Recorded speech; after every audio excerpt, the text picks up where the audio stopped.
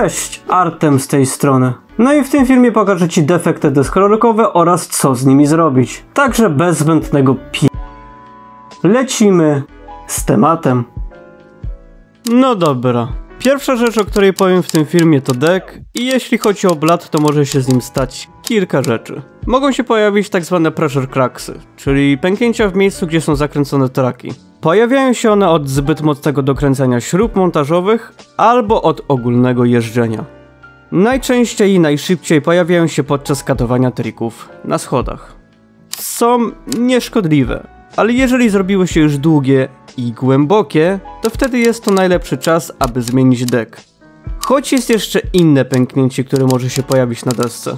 Najczęściej na boku. I jeżeli masz takie pęknięcie, to wtedy jest to słaby punkt takiego decku i jest bardziej podatny na złamanie.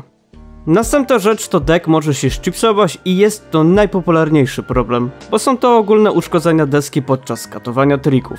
Gdy deska uderza o ziemię np. tailem albo nosem, dana warstwa deski ulega defektowi i kawałki drewna mogą odpaść od decku. Co prawda można te kawałki jeszcze uratować, po prostu przyklejając je ponownie do deski, ale najczęściej skejci, w tym ja, odrywają takie kawałki i napijają dalej. Można również użyć szpachli do drewna, ale szczerze powiedziawszy jeszcze nigdy tego nie próbowałem. Dodatkowo staraj się nie hamować tailem zbyt często, ponieważ szybciej w ten sposób zrobisz razor taila. Lecz ciężko go uniknąć, gdyż tail albo nose za każdym razem jak próbujesz zrobić jakiś trik, uderza w ziemię i deck się zdziera. Także no cóż, jest on nieunikniony. Kolejna rzecz to deck może się zdeformować od pozostawienia go na zewnątrz w słońcu lub w samochodzie. Deck staje się wtedy nierówny i ciężej potem na nim jeździć. Także to jest chyba rzecz oczywista. Nie pozostawiaj deski w samochodzie, gdzie twój deck jest podatny na promienie słoneczne, lub nie zostawiaj jej na zewnątrz przez długie godziny w miejscu, gdzie jest wystawiona na słońce. Kolejna rzecz to deska może się zmoczyć. Nie ma jeszcze tragedii, jeżeli zmoczy się tak trochę. Najgorsze przypadki to są takie, jak deska wpadnie ci do stawu albo innego zbiornika z wodą. Drewno w deskorolce bardzo nie lubi wody, ponieważ warstwy są posklejane i wówczas mogą one ulec delaminacji. Lecz w najczęstszych przypadkach deska po takiej kąpieli jest wtedy w chuj bardziej podatna na złamanie. No a prawda jest taka, że żaden z nas nie chce, aby deska się złamała. Ale deski się łamią i nie należy się tym przejmować. No to teraz traki. I w nich może się złamać albo skrzywić hanger, złamać oś, złamać baseplate, złamać to miejsce, gdzie znajduje się gumka pivotowa oraz złamać kingpin. Także jeżeli chodzi o złamania lub skrzywienia w trakach, no to prawda jest taka, że z takim defektem już nic nie da się zrobić. Można co prawda na upartego prostować daną część w traku, ale mi zazwyczaj nie chce się z tym bawić, bo łatwiej jest w takiej sytuacji zakupić nowe traki albo wymienić daną część.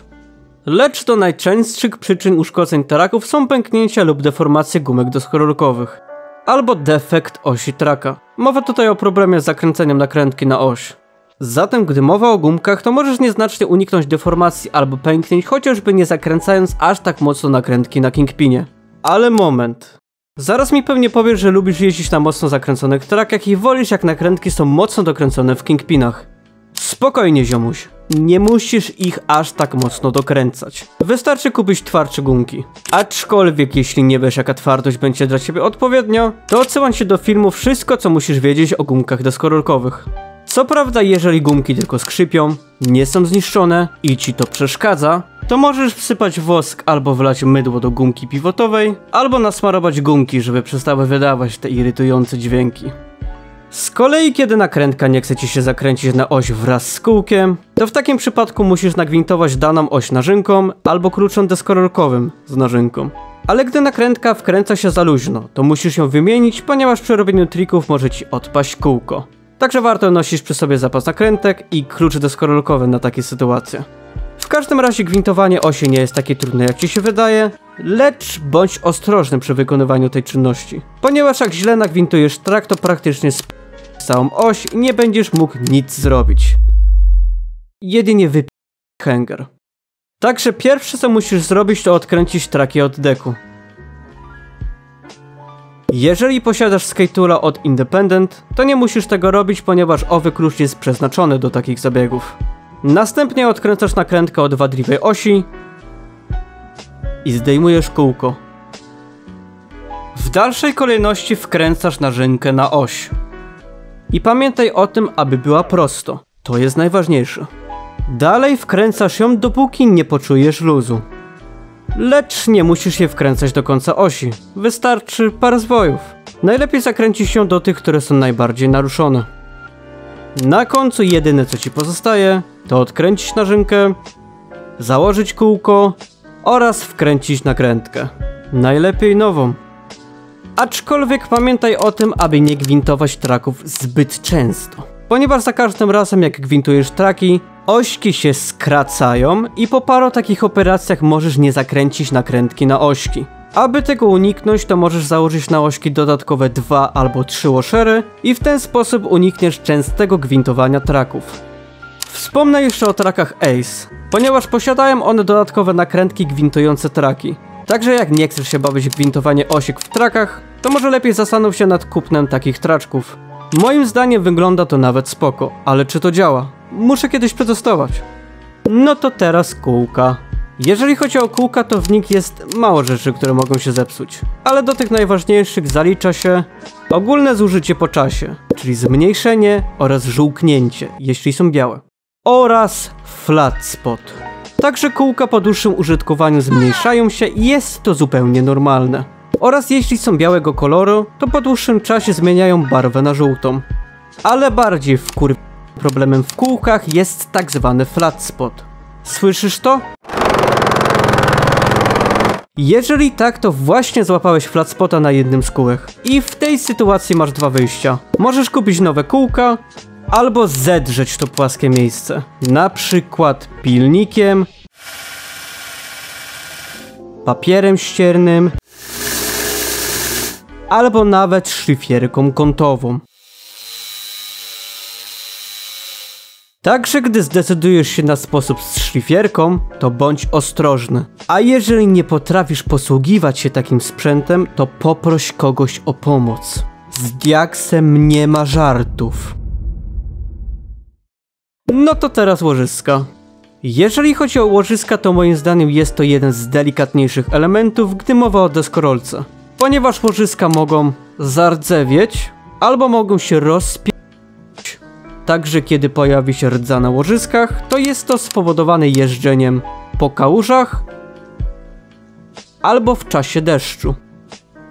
Także staraj się unikać wody za wszelką cenę, ponieważ jest to zabójstwo dla twoich łożysk. Jeżeli już chcesz jeździć w czasie deszczu, to złóż sobie dodatkową deskorolkę, na której ci aż tak nie zależy. Poza tym to oprócz wody, łożyska wyłapują bardzo dużo brudu podczas jazdy.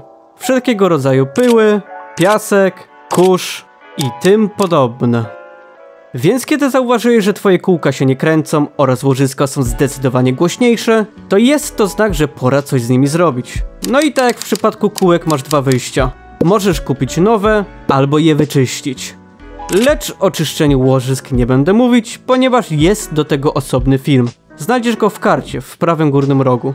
Aczkolwiek jeżeli łożysko ci się rozleciało i został tylko sam pierścień, to nie pękaj, wyjmij go i wsadź nowe łożysko. Pierścień nie wyjmuje się aż tak trudno. Możesz go wyciągnąć wkładając trochę siły płaskim kluczem. Jeżeli udało ci się wyciągnąć pierścień, to wyjmij go. Nie jest ci już do niczego potrzebny. No to teraz montażówki. No i w nich może się zepsuć niewiele. Montażówki mogą się jedynie złamać, albo gwint może się w nich obrobić i ciężko potem taką montażówkę odkręcić. Jeżeli borykasz się z tym problemem, to musisz próbować do skutku ją odkręcić. Albo spróbować bardziej niebezpieczny sposób, czyli przewiercenie jej wiertarką. No i cóż, montażówki możesz jedynie wymienić, z nimi nic więcej nie da się zrobić. I ostatnią rzeczą będzie grip. Tak samo jak w przypadku montażówek, z nim może się stać niewiele. Ponieważ może jedynie się zetrzeć albo upierdolić. Także jeżeli czujesz, że nie masz przyczepności podczas jazdy na desce, to zastanów się nad tym, czy czasem nie wymienić gripa w swojej deskorolce. Lecz co prawda można go wyczyścić, ale więcej powiedziałem na ten temat w materiale jak oraz czy warto wyczyścić grip. No cóż, mam nadzieję, że powiedziałem o najważniejszych rzeczach, które dotyczą uszkodzeń oraz defektów w deskorolce, lecz jeżeli masz jakieś pytania, no to podziel się nimi w sekcji komentarzy. Także to wszystko w tym filmie. Mam nadzieję, że Ci się spodobał. Jeżeli tak, no to pierdolnij tutaj Paukersona w górę. Także to tyle. Trzymajcie się. No i cześć.